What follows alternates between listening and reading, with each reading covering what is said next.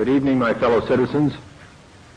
This government, as promised, has maintained the closest surveillance of the Soviet military buildup on the island of Cuba. Within the past week, unmistakable evidence has established the fact that a series of offensive missile sites is now in preparation on that imprisoned island.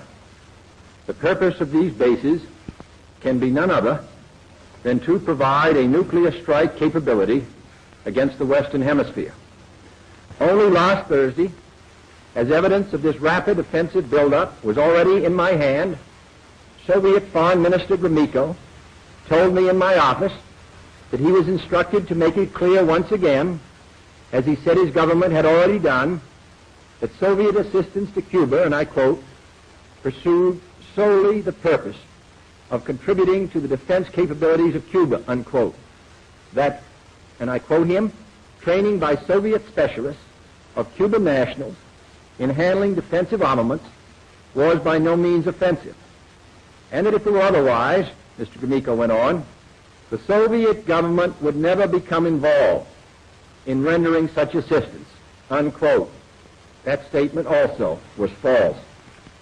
Acting, therefore, in the defense of our own security and of the entire Western Hemisphere, and under the authority entrusted to me by the Constitution, as endorsed by the resolution of the Congress, I have directed that the following initial steps be taken immediately.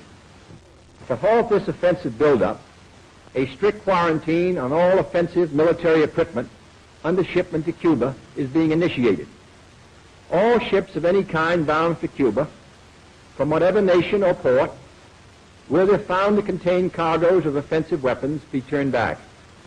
It shall be the policy of this nation to regard any nuclear missile launched from Cuba against any nation in the Western Hemisphere as an attack by the Soviet Union on the United States, requiring a full retaliatory response upon the Soviet Union.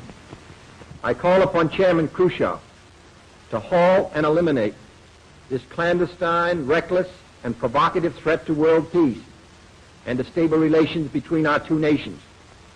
I call upon him further to abandon this course of world domination and to join in an historic effort to end the perilous arms race and to transform the history of man. Our goal is not the victory of might, but the vindication of right. Not peace at the expense of freedom, but both peace and freedom here in this hemisphere, and we hope around the world. God willing, that goal will be achieved.